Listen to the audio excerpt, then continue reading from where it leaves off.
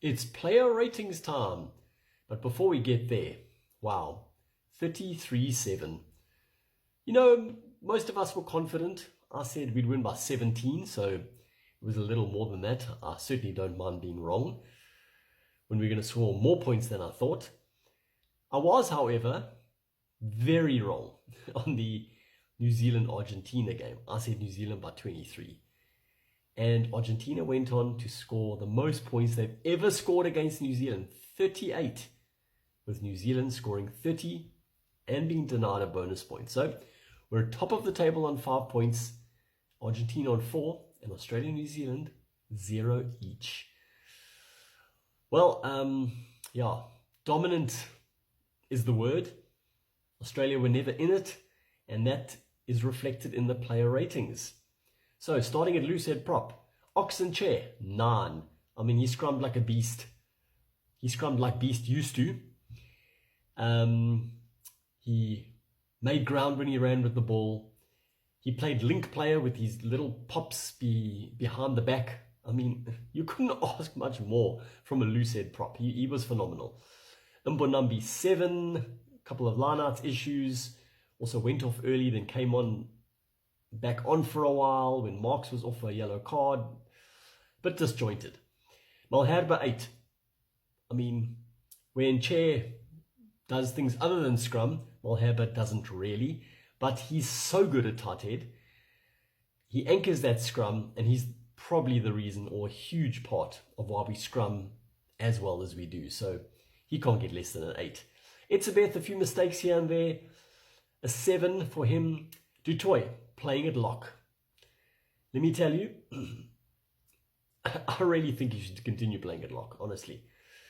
Having said that, if De Jager and Klein and Mostert are all available, and Snyman is available next week again, well, then it's tough to justify Dutoy not playing it on the side of the scrum. But as he gets older, he will just be a much better lock than he can a flank.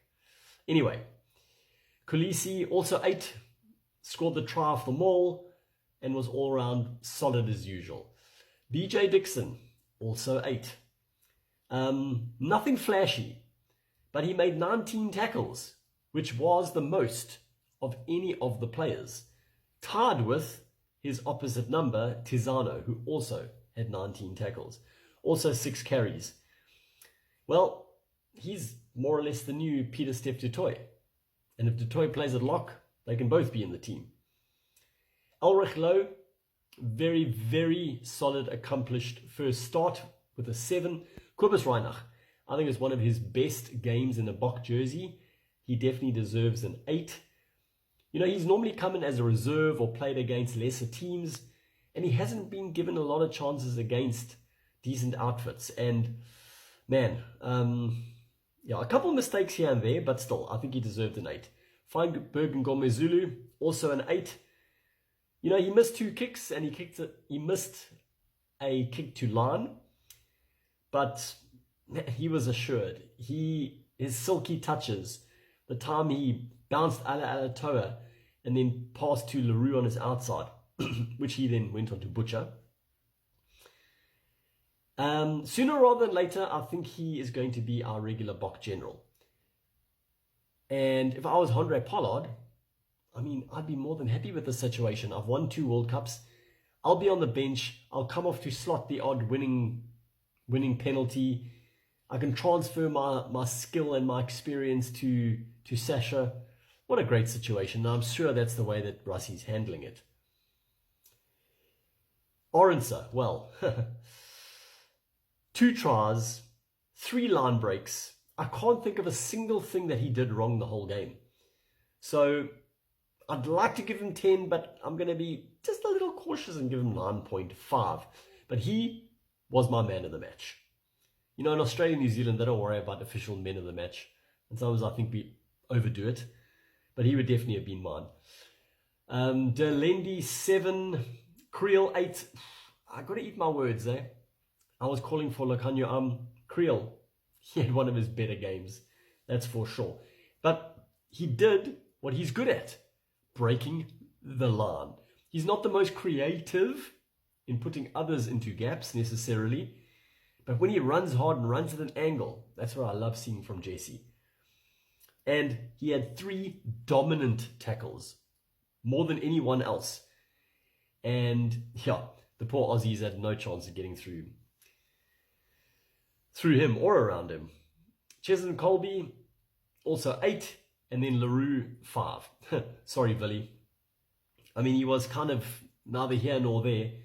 But then after Sasha's pass to him on the outside, he failed to pass to 2 guys that were on his outside and went inside instead.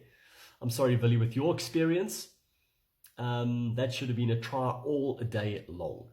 A simple draw and pass. So, yeah, you basically lost 2 or 3 points for that error. Malcolm Marx, good and bad, also got a yellow card, so we'll say 7. Steenekamp, 8. Scrummed brilliantly when he came on.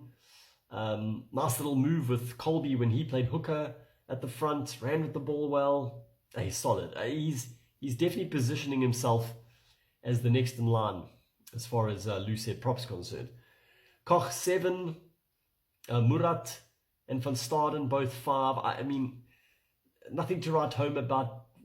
I can't really give them more than 5 because they didn't do much and didn't really do anything wrong. Smith, wow, bomb squad.